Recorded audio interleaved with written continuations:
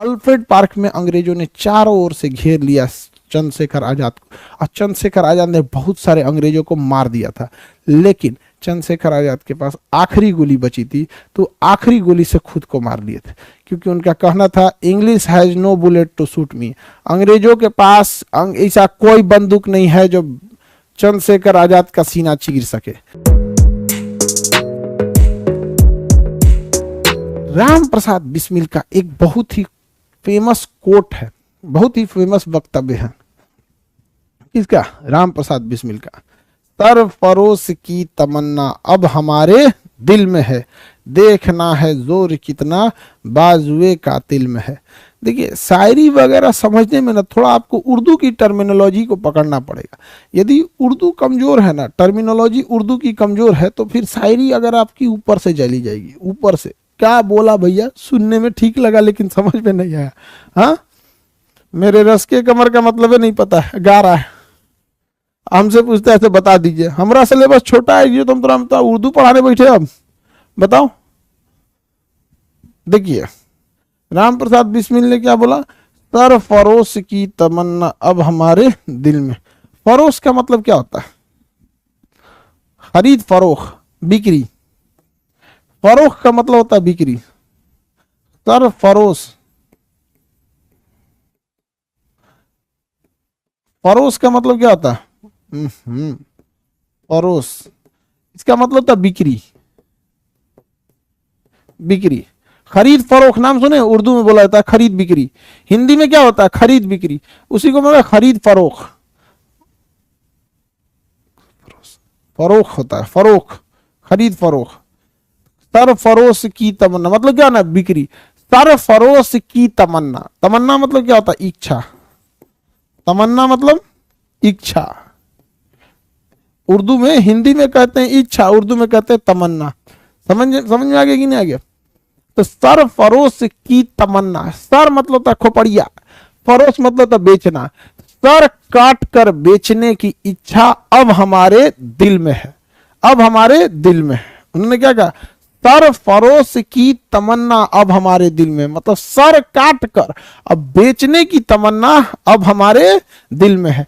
देखना है जोर कितना, जोर मतलब ताकत, बाजू मतलब हाथ, कातिल मतलब काटने वाले का। देखना है जोर कितना बाजुए कातिल में है, कि हम तो अपना सर काट के बेचने को तैयार हैं। बाजुए कातिल यानी अंग्रेज तुम्हारे में औकात है कि नहीं, तुम काट सकते हो कि नहीं काट सकते हो।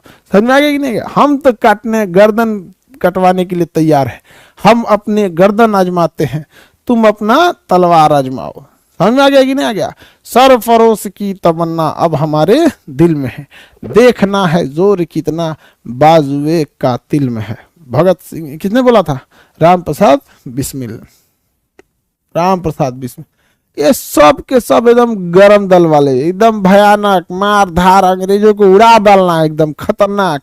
इन्होंने कहा, ये सब के सब किससे प्रभावित थे? सचिन सान्याल से प्रभावित थे। सचिन सान्याल काफी सुलझे हुए व्यक्ति, और उनके अंदर गरम दल वाली बात बहुत ज्यादा थी। हालांकि सचिन सान्याल जो थे पढ़ाते थे, टीचर के तौर पे बच्चों को ऐसे पढ़ाते थे, लेकिन उसी बीच में वो बच्चों को देखते थे कौन खतरनाक है जो मार धार कर सकता है एकदम, वहां पे उसको कहते इधर इधर इधर तुमको ये करना है। धीरे धीरे धीरे अंग्रेजों के चमचे भी बहुत ज्यादा थे। भारत में आप देखिएगा ना, आपके घर में ऐसे ऐसे लोग मिलेंगे, इधर का बात उधर कर देंगे। आप देश तो बहुत बड़ी चीज हो जाती है। परिवार में लोग मिलते हैं, तनी सा बात कहिएगा तो इधर का बात उधर कर देगा।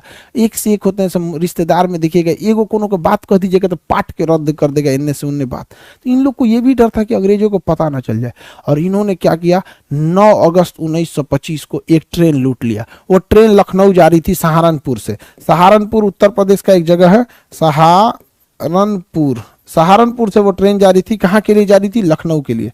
कहाँ के लिए जा रही? लखनऊ के लिए जा रही थी। बीच में एक जगह आता है काकोरी, बीच में जगह आता है काकोरी, कानपुर के पास है काकोरी। काकोरी के पास ट्रेन जो थी, वहां पर आगे ट्रेन के आगे पेड़ और काट के गिरा दिया गया, सिग्नल बदल दिया। सिग्नल को क्या किया? पहले उस समय सिग्नल नहीं था, आदमी ऐसे सिग्नल दिखाता था, ग्रीन है तो रेड है, ऐसे सिग्नल दिखा रहा है, जाओ जाओ जाओ, सिग्नल में बदल दिया। ट्रेन रुक गई, और ट्रेन रुक के इस सब लोग उसमें घुस गए। चंद्रशेखर आजाद, अशफाकुल्ला खान, राम प्रसाद बिस्मिल, राजेंद्र लाहिड़ी, राम प्रसाद बिस्मिल, रोशन लाल, सब ट्रेन में घुस गया। मार ट्रेन में जितना लोगों, माय गॉड, अंग्रेज सबका सिपाही मार धाए धाए उड़ा दिया। सब अंग्रेज सबका सिपाही उड़ गया। ट्रेन की सिक्योरिटी में अब कोई था ही नहीं। ट्रेन की सिक्योरिटी में जब कोई नहीं था, ट्रेन में से खजाना लूट लिया गया। जो पैसे थे उस खजाने को लूट लिया गया ताकि उस खजाने से हथियार खरीदा जा सके। और इसी खजाने को लूटने की घटना को काकोरी षड्यंत्र कहा गया।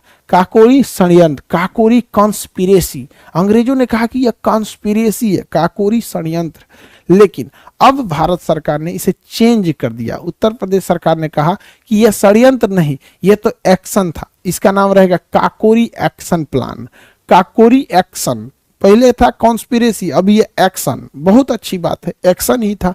काकोरी पुण्य का काम था, पुण्य का काम किया था।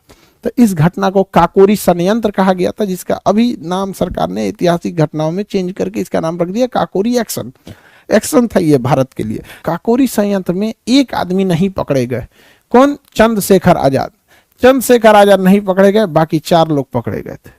चंद्रशेखर आजाद नहीं पकड़े गए। हालांकि चंद्रशेखर आजाद यहां से भागने में सफल हो गए, लेकिन चंद्रशेखर आजाद इलाहाबाद में एक पार्क है जिसका नाम है अल्फ्रेड पार्क। इलाहाबाद में एक पार्क है अल्फ्रेड पार्क। अल्फ्रेड पार्क में अंग्रेजों ने चारों ओर से घेर लिया चंद्रशेखर आजाद को, और चंद्रशेखर आजाद ने बहुत सारे अंग्रेजों को मार दिया था। लेकिन चंद्रशेखर आजाद के पास आखिरी गोली बची थी, तो आखिरी गोली से खुद को मार लिए थे, क्योंकि उनका कहना था English has no bullet to shoot me. अंग्रेजों के पास ऐसा कोई बंदूक नहीं है जो चंद्रशेखर आजाद का सीना चीर सके। और हकीकत थी, अंग्रेजों की एक गोली नहीं लगी थी चंद्रशेखर आजाद को, और चंद्रशेखर आजाद ने खुद से गोली मार ली थी वहां पे, क्योंकि एक ही बंदूक थी। वो अंग्रेज क्या करते थे समझिए, किसी भारतीयों को पकड़ते थे, क्रांतिकारी को नहीं, इतनी बुरी सजा देते थे, हाथ पर बांध के पूरा शहर में घुमाते थे ताकि बाकियों का दिल दहल जाए। तो चंद्रशेखर आजाद ने खुद ही को मार लिया, और कहा भी था English has no bullet to shoot me. अंग्रेजों के पास ऐसी कोई गोली नहीं जो मेरा सीना चीर सके। हालांकि बाकी लोग जो पकड़े गए थे, अशफाकुल्ला खान, इन लोगों को फांसी दे दिया गया था। फांसी पर चढ़ने वाले पहले मुस्लिम क्रांतिकारी अशफाकुल्ला खान थे।